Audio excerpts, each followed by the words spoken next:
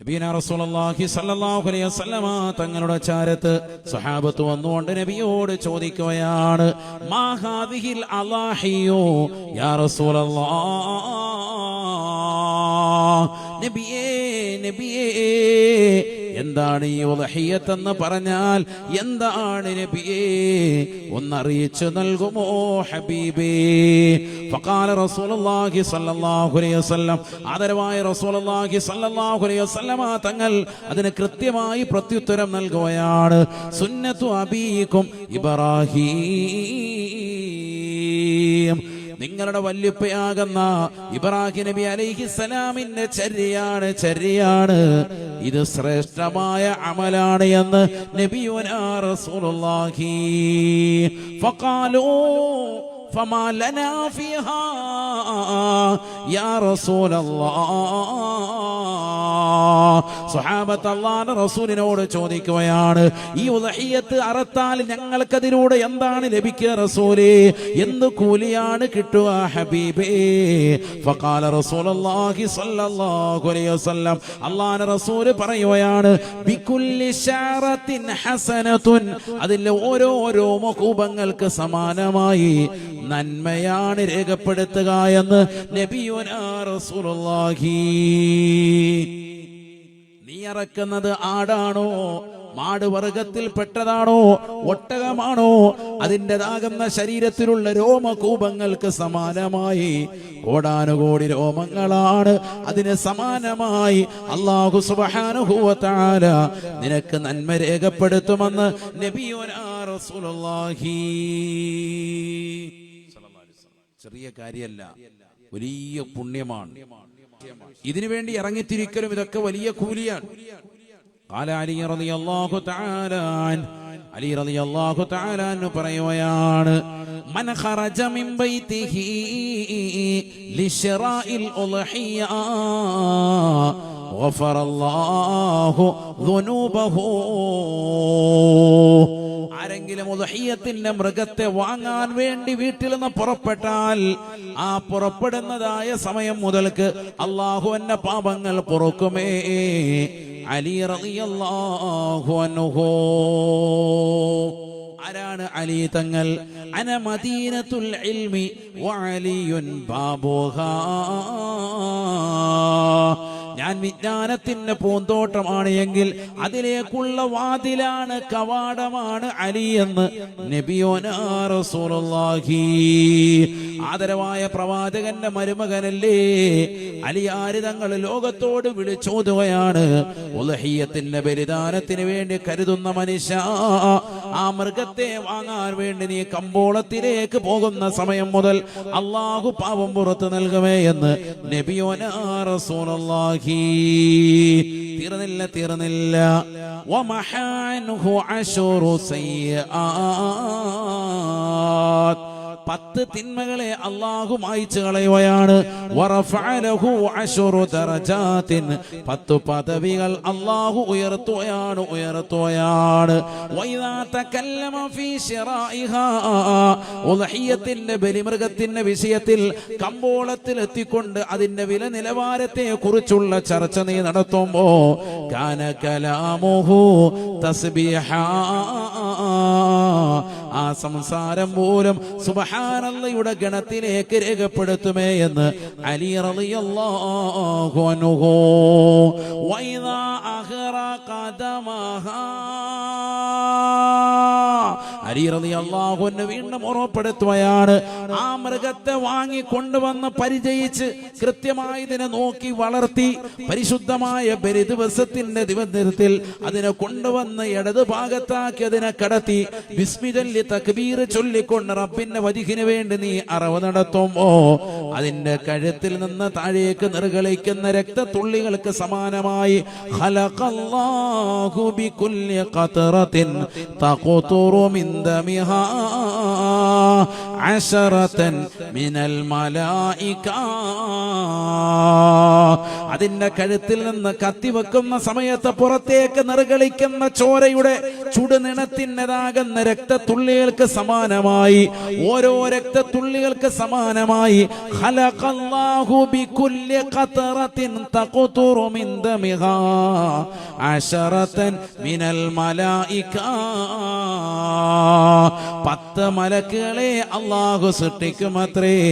യസ്തഗ്ഫിറൂന ലഹു ഇലാ യൗമിൽ ഖിയാമ.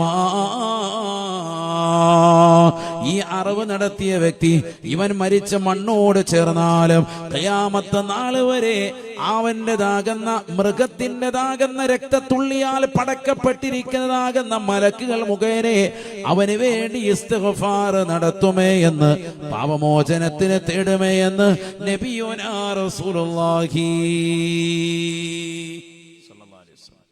ചുരുക്കത്തിൽ ചെറിയ കൂലിയല്ല, വലിയ പ്രതിഫലമാണ്.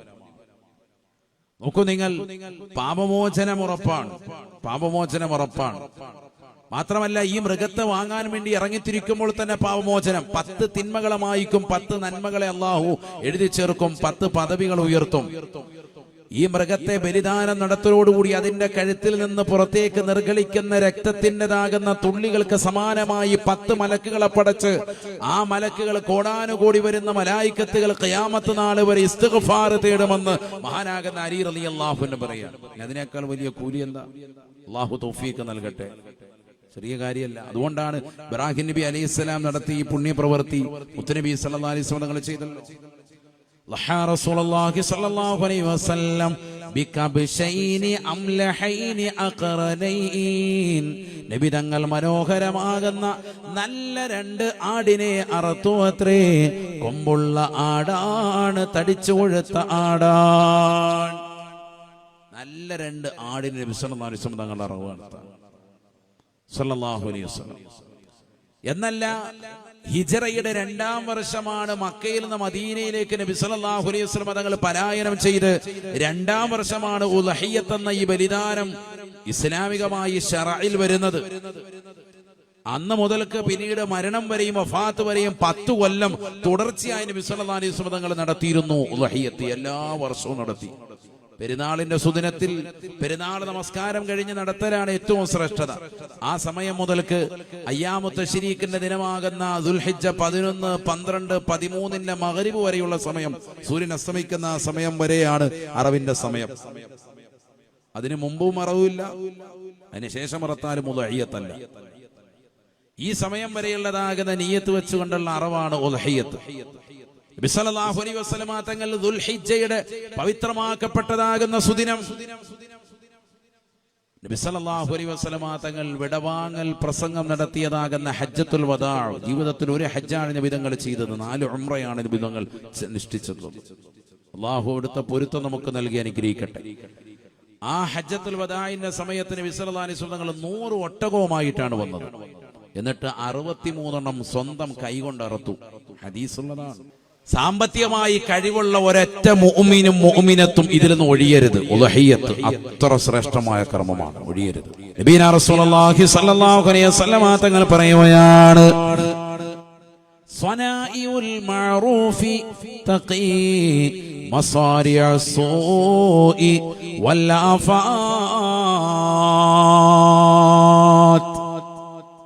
വഅഹ്ലുൽ മഅറൂഫി ഫിദ്ദുനിയാ അഹ്ലുൽ മഅറൂഫി ഫിൽ ആഖിറ.